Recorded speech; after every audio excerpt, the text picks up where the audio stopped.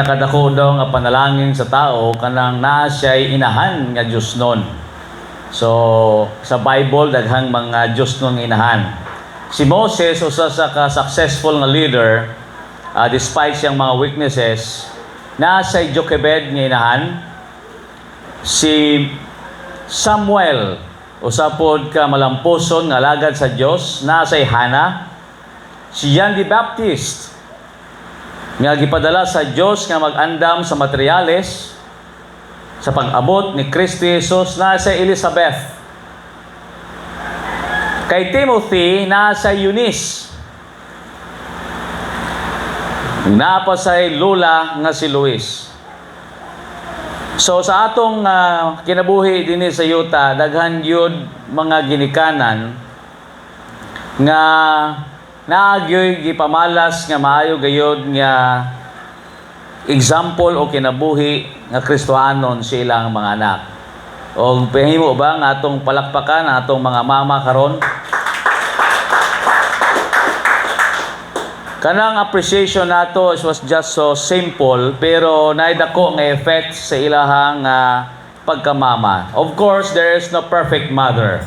Maingon ng mga inahan karon in defense of themselves. Maingon sila, I'm not a perfect mother. Dili man ko perfecto ng inahan, so I don't deserve that. Yes, of course, we cannot find a perfect mother, pero we have faithful mothers. Mga inahan that they have done their best para lang yun nga ma-fulfill nila ang usa ka sagrado nga responsibilidad, ang pagiging ilaw ng tahanan. You know, we are blessed with so many wonderful and godly mothers. Personally, ang akong mama, thoughtful sa mua sa una, nga when she prayed, uban ni Daddy, we can really hear no, sa among mga names. Kaya nga mong balay, kanang kalakat man lang ang wall. So we can hear them pray for us. So early in the morning or late at night before going to bed, we can hear our names praying for us. Ug wala gini sa pag-undang, even today, calling us through phone and praying. Maski din sa balay before kumulakaw, maski sa duty lang, mag-pray gina siya. Ug may mga inahan nga iana pod ang ilahang ginabuhat sa ilahang mga anak. And some children, wala nila na-notice nga ang ilang ginikanan, kanuda ay nag-pray kanila. Now, in the text nga itong pagatunan, in the book of 2 Timothy 1 verse 5, nga gibasa kanina, when I call to remembrance the unfeigned faith that is in thee, ingon ni Paul kay Timothy, which dwelt first in thy grandmother Lois and thy mother Eunice, and I am persuaded that in thee also.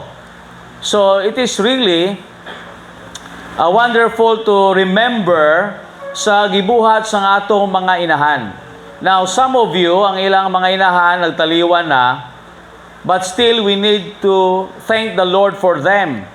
Kay ang ilang kinabuhi naging dako gyud nga ehemplo, and in fact, some of our members here could testify or give their testimony nga kung sa diin in their testimonies ang ilang mga ginikanan maog gyud ang nagdala kanila sa church through Sunday school nga mga activities o sa mga prayer meetings. Ilang yun gimatuto ang ilang mga bata para lang yun nga kung sila mudako, they will not depart from it, nga dili gyud sila mahawa. Now that is a godly mother. There are a lot of mothers but very few ang makaingon nga we are godly mothers.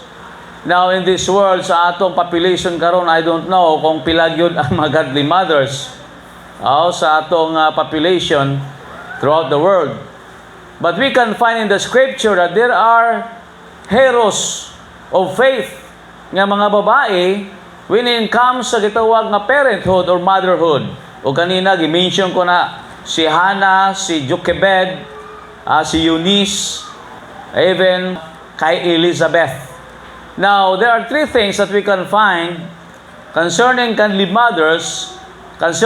mothers. Number one, she admonishes her children. Usahay makununang, am I a godly mother? So this topic of ours today, it will help us improve or develop ourselves. Usahay maingunta, well, I am just an household mother. Nama lang ko sa balay na abay avenue for me to grow. Yes, of course. And you have a wonderful task in raising your children. Usahay ng uban maginikanan, mura mag-guilty sila, I'm not a breadwinner. Naalang ko din sa balay, so murag ang akong role as a mother, dili sa importante. I tell you, your role is crucial. Importante gyud kayo. Why? Because home was a school of character development. In the home, dito gina-train ang usa ka bata, gihasa siya to become a responsible citizen and a God-fearing one. O ang may pinakadako nga influence ang kinabuhi, mao ang inahan. Kung unsa nga klase ng inahan, mao po na imong anak. Dako nga tsansa niya na, because the book of Proverbs says, kung sili ang inahan, sili po ang anak. So we can find in the scripture, in the life of Timothy, that he was reared by a godly mother, Eunice, and a godly grandmother, Luis, dubli yun. So kung naamoy mga lola dinhi nga God-fearing, you are blessed. Di lamang si mama ninyo ang God-fearing. So this is a home wherein people are being what? Taught. In this journey of life that we are building character. Now for us, mga Christians, importante gyud nga masabtan nato ang value sa mga godly parents is because here in this life, actually, we are building what? Character for Jesus. Our chief goal or the ultimate goal is to be like Jesus and to give Him the glory. O importante sa head, sa panimalay, na ay gitawag nga Diyos nun nga giya. It's very important that they may know the fear of the Lord. The Bible says the fear of the Lord is the beginning of wisdom. The foundation of wisdom is the fear of the Lord. Muna maginikanan, it's very, very important ng inyong mga bata tudluan yung gyud og hadlok sa Dios. I salute to the mothers nga grabe gyud ang ilahang pagpursige. Ilang gyud ginapush ang ilang mga anak. You need to study God's Word. You must pray every day. You must go to church. Enhance your skills for God's glory. Kaya nga naman, they are investing an internal investment with eternal dividends. Usahay magunoon nata sa balay, unsa bagyud ba ang pinaka the best na kong investment sa anak? Sa anak nako? Is it sa secular nga education? I tell you, secondary lang secular education. The primary one is the spiritual, behavioral, or ethical foundation. A moral one. Muna natin Christian ethics or moral theology is because we wanted to raise our children with the fear of God. Unsao mo nang malamon sila sa kalibutanon kung why kahadlok sa Diyos, then they don't have values.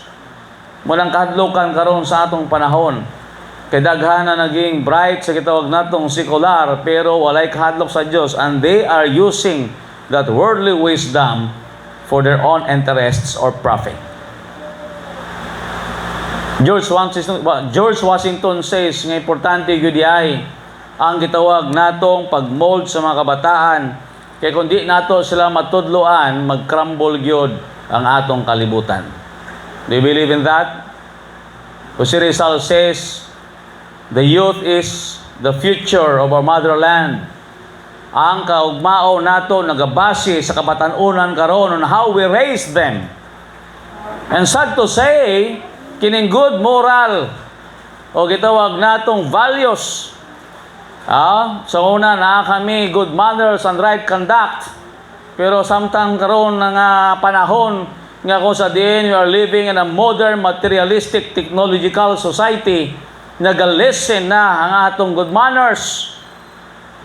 O usahay ginadepende lang nato sa eskwelahan mga mothers o ginadepende nato sa Sunday school sa church ang pagtudlo sang sakto nga kinaiya o Diyos no nga kinaiya nga kung sa diin magsugod di ay na sa panimalay. Home is the school of character development. Ang fear of the Lord magsugod dito like Timothy. He learned that from his mother. Grabe di ay ang trabaho sa mga inahan. O bito mga kabataan, we must be thankful to our mothers. Kung naatay inahan, nga kanunay ta, gina-invite sa church, o matana sa iyo, prepare yourself, because we'll go to church, we'll attend Sunday school, you're gonna attend Vacation Bible School. Now this is summer. So ba na Vacation Bible School, be thankful. Kaya nga naman, ang imong inahan, nagtanaw sa imong future. Nagtanaw siya, nga kung sa diin, ikaw gayud, you are planted on the right ground. You are planted in a fertile ground, in a good ground. You know, ingon sa Bible, the church is the pillar and ground of truth. Diya sa iglesia, tudluan mo sang pulong sa Ginoo. Diya sa iglesia, mang matuto mo, na kung sa diin ang mga ginikana, naghatag yun og dako, nga bili ni why? Because in the church, tudluan mo sa kahadlok sa Diyos. In the home, the mother is encouraging you to prepare yourself for the church service. Na gitawag nga exposure.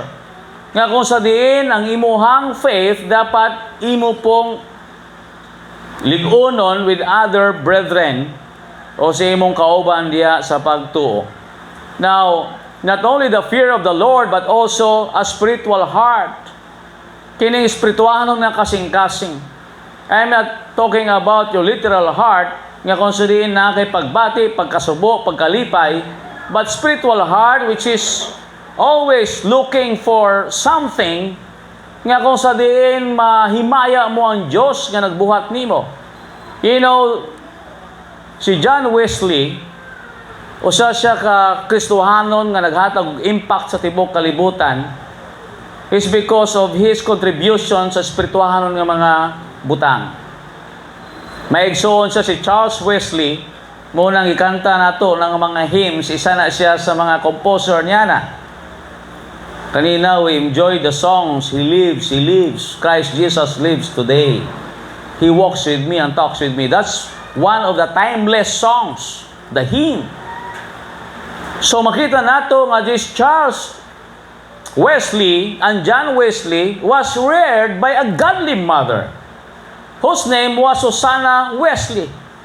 Si Susanna Wesley, grabe ang ihang pagtudlo sa mga bata.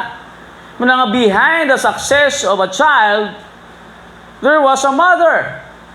Inahan, grabe. Muna usay ang credit nato usay sa mga bata, kuyawan ni mo dong, kuyawan ni mo day. Pero di ay, kung tanaw mo luyon yan na, naaday mga mentors nga kuyaw. Godly mothers. So, gitudluan niya yung mga anak with this spiritual heart. Nga maski si Susanna Wesley, wala na sa kalibutan, ang iyang anak nagpadayon. O gantod karon kita, nag-enjoy sa ilang mga gipaningkamutan for God's glory. The mother also teaches discipline. Kanang disiplina nga itudo sa Bible nga kung sa din ang bata makaton gud siya sa pagkinabuhi nga sakto nga dili sa maging salawayon di lamang sa tubangan sa iyang Ginoo kundi sa iyang sosyudad. So this spiritual heart and discipline starts at home. You parents, especially mothers, importante gyud ang pag-inculcate sa ato mga bata sa espirituhanon nga butang. That is your best investment on them. Mabitaw na sa Sunday school, kung gusto ato mga bata ganahan maatog church, ay lang po nang pabaluna po din taon o kuan oy nga murag ang bata di po ma-excite. Ngano ato mga bata, excited man sila maatog secular school, kumpletog balon. The best ang mga balon. Sininaan og maayo. So, ang bata excited. Sa church, the more na to na buhaton.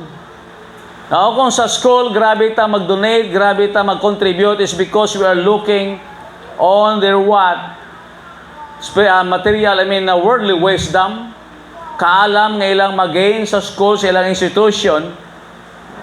Dapat sa simbahan, kusog po na atong contribution is because we are educating our children sa gitawag na eternal nga mga teachings, eternal lessons, nga dakong impact sa ilang kinabuhi, like Timothy. Grabe ang pag-invest siyang ginikanan. Even si Paul, kabalo niini. Ang good mothers not only tells us how to live, but they show us. Di lamang sila mga maayo nga mga teachers, kundi mga maayo sila nga mga models. Are you a model to your son or daughter? O sa'yo maingon ka, adto mo sa church, naghahapon sa mong Bible study, i-mention ko ang usahay ang atong kiniya as parents. Naksimba dito. Na kayo panigarilyo. Niya kung ikaw sa ka-parent, wala ka simba, ang imong anak kadugayan, makauna-una na siya, anong ako man lang mo simba. Maayo man ka ang pagsimba. Same is true with vices. Bawala imong anak nini, ayaw buhata ni siya, buhata to. Ayaw buhata, pero kung ikaw nga parent, makita niya, makaingon siya nga dili gidi ay tinud-anay ang pagtudlo sa akong ginikanan. We parents not only will tell our children what to do, but we should show them how to do it. Ang kulang nato sahay daghantag istorya, pero kulang ta og buhat. Makit-an sa atong kinabuhi ang gitawag pagkakugihan. Diligence is the key. You know, in Proverbs chapter 31, if you open your Bible with me, nagisgot diha sa usang ka virtuous woman. Ang babae nga excellent. Kaya nga naman, makita nato ang ihang kakugi nga di lamang siya nagatudlo, nak, muning buhaton mo sa pagdisiplina sa mong kagulingon, muning dapat nimong paghimuon in order for you to survive and to succeed in life. But siyang kinabuhi, makita ang good example. In verse 15, in Proverbs 31, the Bible says, she riseth also while it is yet night, giveth meat to her household, and a portion to her maidens. You see this kind of mother? Di lamang siya naghatag instruction, nak, nuni, mulungag ka, muluto ka, mutrabaho ka din sa balay, dapat makaton ka sa paghuga sa plato, ugon sa padiha nga trabahoon sa panimalay, pero makit-an gyud siyang kinabuhi nga siya is worth emulating. Kaya nga naman, sayo pa sa kabuntagon nagamata. Kaysa ba'y mga ginikanan dinhi nga sayo pagyod nagamata. Ngit-ngit pa. I remember my grandparents sa Esperanza, ngit-ngit pa yun sa gahawa. Magpandesal na sila, pagkauli naman, halos ngit-ngit po sila maabot sa balay. And imagine, ang ilang anak, 13 kabuok. Grabe ang pagtudlo, pagdisiplina. Gitudloan nila una-una sang Diyos nun nga pagkahadlok. Gitudloan nila sang responsibilities sa panimalay. But sometimes kita, tagdalawa lang atong anak, di pa ginato mamanage. So makita nato dinhi sa Proverbs 31, this is the kind of mother nga di lamang maayo sa pag-istorya, pagtudlo, kundi kinabuhi niya iyang pagtudlo. Ingon sa pulong sa Ginoo, her household is full of meat na ipagkaon. Maningon sa Bible, kung kugihan ta, di kita gutomon. Munang atong mga inahan, na sila yung mga kamot nga nagkunot-kunot na, tungod na sa iyong pag-alaga nato. Tungod na sa pag-alaga nato, do not be ashamed of her. Mga bata o mga anak, maadto sa graduation ninyo, high school, college man, o whatever, masters o doctors, kumato yung ginikanan, nga feeble and weakness siya, o say gawible pa, do not be ashamed of her. Ayaw say kaulaw is because of her, niabot ka niya na nga puntuha sa imong kinabuhi. Dili ka naging ana kung wala imong ginikanan. Right? Munang ayaw gi kaulaw. Kanang mga kamot nga nang luya tungod na sa pagandam pagatiman nimo through the years. My mom called me the other day. May na akong mama, kaya mo pa rin mo remind na ako sa Mother's Day. Pero sa kabalo, kaya namdom na ako Mother's Day. Pero I just want to reaffirm my love and my gratitude to her. Salamat sa imong pag-atiman. Salamat sa pagluwal. Salamat pagpa-eskwela. Even sa akong accident, you were there all the time. Even today, nag-pray, nag-atawag, kung unsa may matabang, mo tabang. I am so grateful for her. Lipay siya. Atong mga ginikanan, grabe ang ilang sacrifices kanato, nga di ginato, dapat sila kalimtan. Ginato sila kalimtan. Grabe ilang kahago. In verse 27, the Bible says, she looketh well to the ways of her household, and eateth not the bread of idleness. Kugihan. Grabe. Mabitaw na mga bata ang inyong ginikanan, kung na sila'y isugo, pamalihog, obey. Obey and do not make them angry. Make them happy instead. Ayaw sige tubag-tubag. It doesn't mean nga ikaw may kakayahan na to be an independent person. Imo na lang sa yunon ug tubag ug sigit-sigitan imong ginikanan. Do not do that. Yesterday, sa among Bible study, I told them, nalahi gyud di ay kung matudloan nato ato mga bata, the fear of the Lord is because though they are getting independent, self-reliant, o ang ginikanan nila dili na maka-produce, wala na sila makuha silang ginikanan, but still ang respect nila nagpabilin. Why? Because of the fear of God. Kung ato mga kabataan may kahadlok sa Diyos, di kita maging insecure, maginikanan when we grow old, is because na-instill na silang una-unang kasing-kasing ang kahadlok sa Diyos. Kung sila gyapon, mahatag ka nato pagtahod ug importansya. Their desire is to make us happy. That's why in verse 28, the Bible says, her children arise up and call her blessed. Her husband also, and he praiseth her. This is the result of a mother who admonishes her children. Mo di ay na mga ginikanan, you should not grow weary or tired sa pagtudlo, pagmatuto sa inyong mga anak. It's because you will also reap what you sow. Kung noon sa imong gipugas ilang kinabuhi, kung nagpugas ka gugma, do not be afraid. Why? It's because you will reap love also. Kaya ba friend, nga pastor, ingon niya, mauni ang nindot kung buhaton nyo ni sa inyong mga anak, tagaan nyo gugma, itortor mo tibok kalibutan. You see? Now, ginagmay o dinagko man, ang importante, naas lay ginahimo nimo.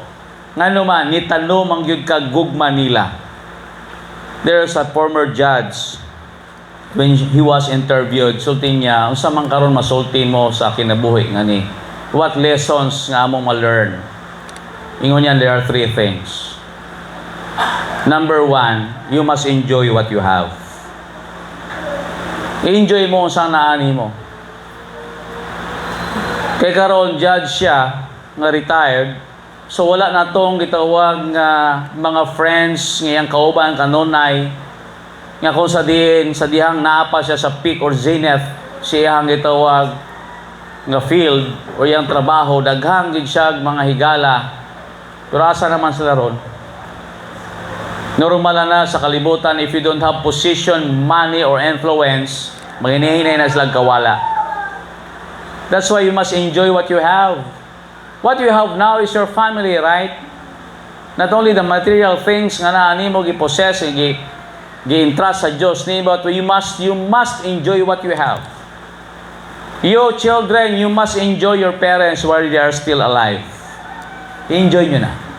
I understand basta batan-on usahay mas gusto nato, we prefer to stroll with our peers, ato mga friends. Pero your mother will not be there at all times, all the time. Time will come, nabayaan kasi mong ginikanan. Muna kung naay mga family retreat or events sa inyong family, as much as possible, unahag yun ang inyong pamilya. Time will come, maging busy na yun mo sa inyong mga trabaho, for the work's sake, usahay di na yun nga to na mahimo. Pero samtang kamo naapay panahon, mga kabatanunan, or mga anak, spend time with your family because they are your treasures. The second one, ingon sa Judge, you must show kindness to people. Pakita nimo ang paghigugma, ang pagkamaayo mo, nga si kinsa. Muna makahatag og kalipay nimo. And the third one, ingon niya, you must treasure or value your family. Kaysa imong pamilya, naagyo diha ang tinuod nga kalipay. You know, importante gyud nga masabtan nato ni kay nga naman usahay ang atong ginikanan dili sa naging blessed ka nato. Sila unta ang recipients ng atong mga success o successes sa kinabuhi. Kung natay mga butang nga panalangin, material man or financial, share to your parents. Wala mong gitay direct nga obligation sa atong ginikanan, but we are obliging ourselves to help them. Even matay kaugalingon mga families. Why? It's because this is the result of their diligence. Grabe ang ilang paningkamot para nato. And sometimes they are ashamed to tell us their needs. Right, parents? Especially mga old ones na. Halos din sila kalitok, maulaw na, kay may pamilya ta sarili. Pero kita mga anak, as we look back, importante gyud nga masabtan nato kung unsa ang ilang gibuhat sa atong kinabuhi. So this godly mother admonishes her children. Not only that, a godly mother prays for her children. I mentioned earlier nga naay mga ginikanan nga grabe mo ampo sa mga anak. But this time, in 1 Samuel chapter 1 verse 20, we can find Hannah. Gipangalan niya Samuel because she asked him from the Lord. Gipangayo niya ni sa Diyos. You know, there are things in our lives nga hitabo ni because of answered prayers. Ang imong ginikanan, kanunay nag-pray nimo. May mga butang usahay hitabo sa imong kinabuhi, gipaboran ka sa Diyos tungod sa imong ginikanan. You know, my father-in-law, grabe na sa ka-prayerful. No, every day, no, nag-devotional siya. I've been today, nag-devotional na sila. Amo ginang masaksihan nga he is praying always. Near and far, layo man og duol nga ampuan niya tanan niyang mga anak.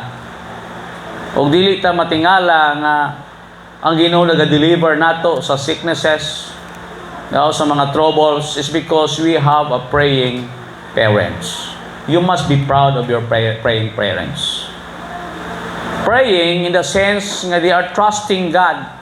They are kneeling. Kneeling means they are bowing themselves before God, humbling themselves. Ngawa sa nagpakita nga sila kusgan all the time. Tungod silang kusog, kaugalingon kusog. Naging kusgan sila tungod ang kusog ikuha nila sa Diyos. We parents must demonstrate our faith to our children nga atong faith dili di ay ni siya nagrest sa atong kaugalingon. Faith in God. Tinuod madiskarte ta, tinuod na natay kahibalo kaalam. Pero di nato na masustain sa ato lang ang kusog. Philippians 4:13, Paul says, I can do all things through Christ who gives me strength. Di ba tinuod mga parents? Pasalamat ng kita sa kusog sa Diyos, gihatag ka nato everyday. Nga kaya nato mo keep up sa atong gitawag nga pang-income so that we can pay our bills. Para makaya nato magukod ang atong mga bayaranan. Tinuod, dili sa yon. That's why we must pray that God will give us favor. Lord, help us nga maakong ning ma-fulfill akong responsibility sa akong anak. Help us, Lord, nga amo ning magampanan to the best that we could para gyud ang akong mga anak ma-provide namo sang tawhay nga pagkinabuhi, a better living. Ug makita nato nga ang tinuod di ay nga Dios nun nga inahan kanunay nagasalig sa Dios. Prayer is the key to heaven. Prayer unlocks the door. Usahay mautdan nagyuntag pamaagi resources. But thanks be to God because we have God nga atong matawagan. Daghan ta usahay mga challenges even sa pag-rear sa atong mga children, pag-raise them. That's why we are asking God's wisdom. Praying to God that Lord give us wisdom. Grabe ang mga bata karon. Kung ang ilang behavior tanaw nimo ting daghan na gyud nga mga influences na sa school, na sa technology, sa ilang mga barkadas. So sometimes, na ako yung akong anak, murag lahi naman. Murag lahi naman. It's because they are growing up. That's why we parents, we must pray that God will give us also wisdom on how to raise them, nga magtubo sila nga still nagpabilin diya sila sa kahadlok sa Dios. She prays for her children. It influenced them. Their prayer influenced them now and will linger to influence them when she is gone. Muna si Timothy. Maski wala na ang iyang mama si Eunice, but still naglinger, nagpabilin ang katudloanan siyang ginikanan. Muna mga bata, kung naatay o mga anak, kung naatay mga ginikanan nga karon kuyog nato, kung sa ilang ginatudlo, maski sakit sa atong dalungkan, paminawan nyo. No? I remember sa mga stories ni Brad Jenny. I don't know na si nanay diri. Nanay Litsago. Si nanay. No? Na-sweet kayo ba? Morning tuddo ni nanay nako. No? So naglinger gito siya hang una-una. Maski naana siya sa abroad. Nagahatag siya og reels. Ang iyang mga lessons or philosophy in life. Iyang gina-remember ang sulti ni mama. And you'll see kung unsa sa ka-fine nga Christian man. Yes, because of God's grace, but his mother contributed a lot sa iyang pagkatao. Mo kita mga anak, dako gyud ang contribution sa atong mga ginikanan. Muna ang influence nila karon sa atong kinabuhi, ato nang i-value. Tanawa ang ilang kakugi, ang ilang pagtuo sa Dios, tanawa ang ilang mga pangandoy sa kinabuhi. And you'll never go wrong. Do not learn the lesson in a hard way. Kung napaskwila mo tarong, eskwila gyud tarong samtang kaya pa nila. Kay basi mabot ang panahon na anak ka sitwasyon ana tinuod gyud ay sulti ni mama ni papa. Karon grabe ang hard, grabe ka hard akong labor. Init kayo ang panahon. Pero kailangan ako mo trabaho because I have my own family. And sayang. Your children, you must treasure their instruction. You know what your mothers taught you? Unsang gitudlo nila, ibutang yun na sa unang kasing-kasing. Kay lahi ang ginikanan mo tudlo, kay nga naman, gikan sa heart. Ang ilang instruction is genuine and you will never go wrong kung imong sundon sila because they are experience-wise. Siguro mahunata sa atong ginikanan, well, they have not finished tertiary level, wala man sila ka-college, dili man sasama nila nako. Pero I tell you, they have this experiential knowledge. They are experience-wise. 40 years, 50 years na sa 60 years na kinabuhi, ginibabaw sa yuta. And they have learned a lot. Nganong gitudloan mo sa saktong adalan because they don't want you to follow or to repeat sila mga mistakes. That's why you children, you must listen to them. They are good influencers ang atong parents. Kay why lain na ilang gusto nato, mga good mothers, ang atog yun nga kaayuhan. So she prays for her children, asking God for help because she alone cannot do it. Di siya pwede nga siya lang ang magpadako siyang anak. Now, usahay lahi na, instead of moving our children, we are moved. Nagdako ng atong mga waiter o habok na itong mga liog, sigsinggitay, pero wag na move ang anak. No? Malingon sa Bible, if you spare the rod, you spoil a child. Mga ginikanan. O, basi tama lang ta sa istorya. Kung di na gid madala sa istorya, bunali. Yung sa Bible, di na siya mamatay kung bunalan. O kung di mo na disiplinahon, mamatay siya sa pagbuhat o dautan. Tama? Ang Biblia nagtudlog yun niya na the third one, not only she prays for children, but also she loves her children. Niya ang godly mother, nagare-echo na siya, no? O padayag na siya sa gugma po sa Diyos. Nato. A Christian mother's love contains a gospel all its own. You know why? It's because iyang kasing-kasing nagsulod si Jesus Christ. Si Jesus Christ nag-arrange sa heart sa inahan nga mauna nga makitaan ang ebanghelyo siyang kinabuhi. Nga kung sa diin na change, na transform siya, is because she surrendered her life to the Lord and she follows Christ. So if you have a godly mother, this mother is teaching you God's ways. O ang iyang gugma nimo putli. Why? Because your mother is a redeemed one. Niluwas sa grasa sa Diyos. May relationship sa Ginoo. Og lahi gayod ang iyang pagtudlo. We can see mothers nga they don't really care sa ilang mga anak. Walay pahigugma. May uban ng mga inahan, no? They just abort their children. Ginabandon ang uban pagdako na. Pero lahi gyud ang mga Christian mothers o godly mothers, makita mo gyud ang gugma sa Diyos nila. You know why the Lord loves you is because God provided you parents, especially mga inahan. Ang love sang God, ang iyang pag-care, inyo na mabati, pinagi sa inyong mama. God cares for you. God feeds you through your parents. Grabe pag kung gabi gapulaw na sila kung magsakit mo. Ang ilang sakripisyo, grabe. Muna masakitan na sila mga anak. Kung naamoy ginalitok o ginasulti o inyong actions, contrary sa ilahang maayo ang mga plano sa imong kinabuhi. Importante nga masabta nato nga ang inahan, no, she is molding your heart.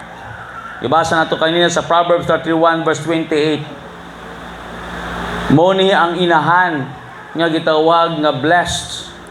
Kay nga naman, ang iyang kagulingon, ang iyang kinabuhi, gihatag niya tibok siyang anak. Grabe ang sakripisyo sa inahan. Nga always wants or strive for excellence when it comes sa iyang household. And Jesus reciprocates her mother's love. In John 19:26-27, si Jesus Christ, when He was hanged on the cross, sulti niya, woman, that's your son. Ingon po niya kay John the Beloved, sulti niya, John the Beloved, here's your mother. O sabot-sabot ni Jesus Christ, nga siya mo taliwan na, muadto na siya sa langit.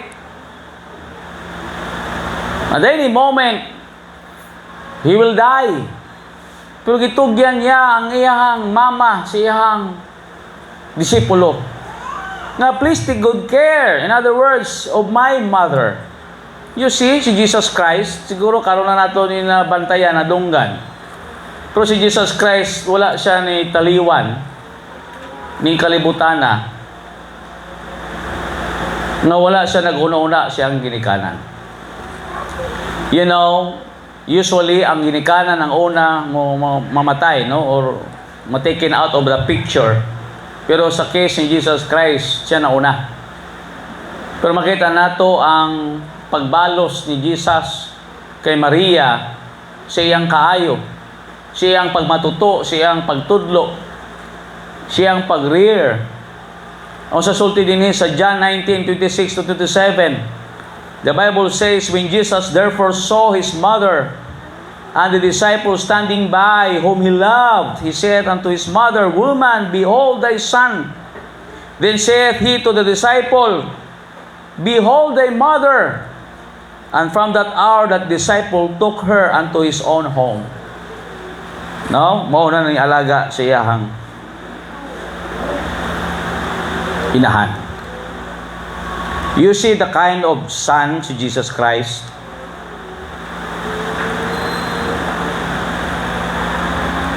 He loved his mother. Ni-plaster niya. You know, we can see sometimes no, mga tigulang sa dalan. Luoy ba? Wala na yung mga anak, no? Namaligya pa sa kadalanan, init kayo para mabuhi. Usay makaunata ba? Asa ang mga anak. Asa ang mga anak. You know, si Jesus Christ, if you are a Christian, we are following Jesus. Jesus never abandoned his mother.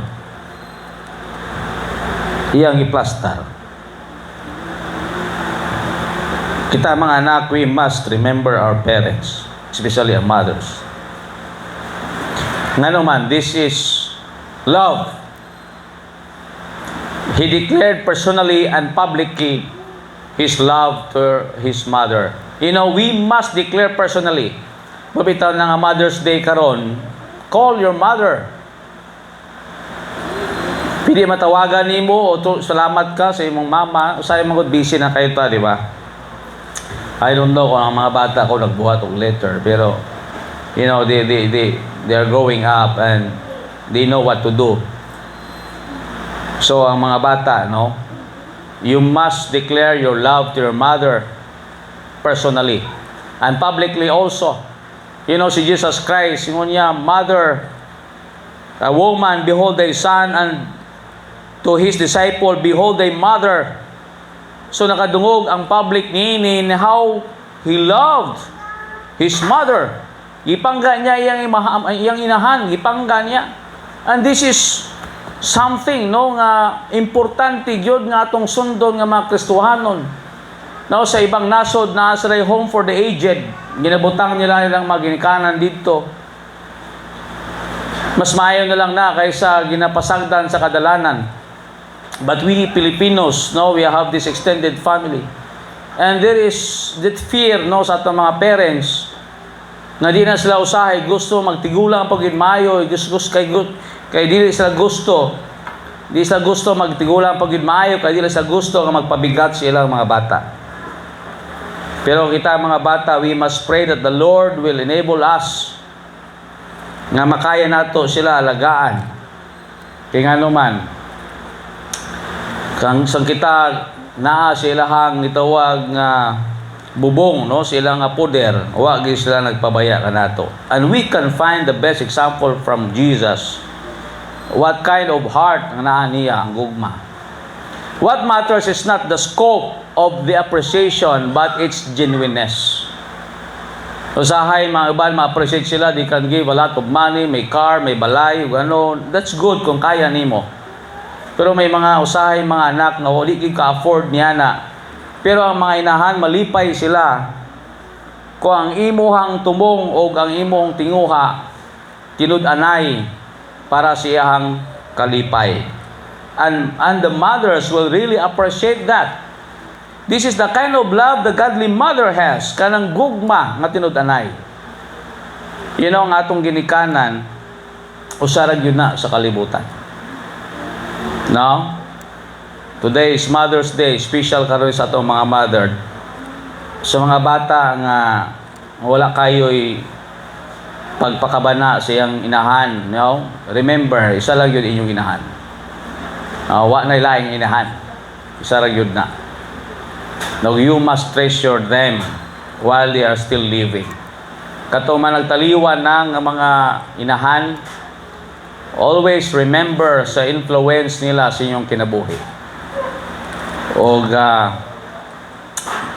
you will be blessed. No, ang bata bitaw nga may tinahuron ingon sa Bible. Ephesians 6:1, children, obey your parents in the Lord, for this is right. So that it will be well with you and you will live long on earth. Ang mga bata nga di mo tawod sa ginikanan, gamubo gyud ilang kinabuhi. Mubo gyud. Muna ingon sa Ginoo, children, obey your parents in the Lord. Because those godly mothers, wala na sila nagatudlo para lang for the sake sa pagtudlo. Kundi nagtudlo sila para sa inyong kayuhan in the fear of God. So that's why we Christians, no, we are so thankful na naatay mga godly mothers. Di mas la perfect na mga mothers, pero salamat gyud sa mga anak na dugay na gyud nakabalik sa Dios. Salamat kay naay mga inahan nga wa gyud sila ipuas sa pag-ampo. Nga one day mo balik gyapon sa tiilan sa Ginoo. Do not give up. May mga ginikanan nga samtang buhi pa sila, wa nila nakit-an ilang anak nagduol sa Dios. But when they were gone, ang ilang mga anak di ay nangalagad sa Ginoo. You cannot see maybe in your lifetime ang ilang kabag-uhan, but because you are consistently praying for them, time will come now God will use people no nga mao ang gamiton sa Dios nga ma-enlighten sila and mabalik sa Ginoo. So mothers, you are special. Di man usahay ma-appreciate or underappreciated mo, but God knows what kind of mother you are. Sa mga bata, tell your mother today, no, nga salamat ma. No? Say I love you. Ito sa Bible study gahapon, ingon ako. Usahay, it's too late na gyud. Maingon ta nga I love you ma niya nana sa kabaong. It's too late. No, your mother cannot hear that. Maski unsa pagagwapo sa imuhang pag-andam diha, gastuhan mo dako ang kwarta, di na siya ma-appreciate. Nasamtang buhi pa, call your mom. Maski wala kay kahatag nga financial, madunggan imong boses. Lipay na siya. Mapo ta. Manindog ta palihog. Lord, we thank you today. Salamat Ginoo sa among mga godly mothers. Kung among isa-isaho ng ilang kayo sa among kinabuhi, we cannot count them all. But thank you, Lord. Kaya kung among maginikanan, di pa Diyos nun, unsa ka ron among kinabuhi. Salamat, Lord, silang may puha sa pagtudlo kanamo sa mga Bible stories o lessons o pagdala sa church. Salamat Ginoo silang example nga amo po himuon pinaagi sa among tanan nga mahimo nga among mga kalakan madala namo sa imong tiilan. We cannot change our children. Only you can change their hearts. But help us, O Lord, nga maging model kami sa imong character, that they could see Jesus in us. Na masabtan nila nga we are pointing them to you. Ikaw lamang Hesus, Ginoo. Ang nindot gyud nga model silang kinabuhi. Nga naa kami rest, naa kami peace of mind. Mabot ang panahon nga sila na lang diri sa kalibutan, they can manage to live well because they have fear of you. Salamat, O Lord, sa the best Ginoo nga investment that we could give, the best legacy, kundi ang Diyos nun nga pagkinabuhi. In Jesus' mighty name we pray. Amen.